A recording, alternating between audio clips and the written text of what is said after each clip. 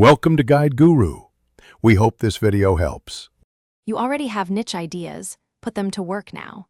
Open Google Trends, set your country and a time range like past 12 months, and choose a relevant category to reduce noise. Next, enter up to 5 seed keywords and hit compare so you see relative interest. You do this to surface what's growing versus what's stable. Once done, glance at breakout and rising queries to capture emergent topics that fit your audience. Now dive into the middle work. Study the interest over time chart to spot seasonality or sudden spikes that suggest news-driven trends.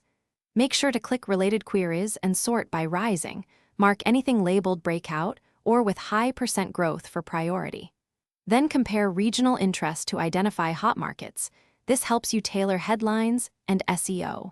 If multiple seeds show the same rising query, that's strong validation to turn the topic into a post or series. Finish by validating promising topics with a quick search volume check or by testing YouTube and forums for discussion depth. You want demand plus engagement. Then pick your angle, draft target keywords and headline, and schedule publication when interest is rising. If the trend data looks thin, don't panic. Expand the time range or change regions to capture earlier signals and rerun comparisons. That troubleshooting step.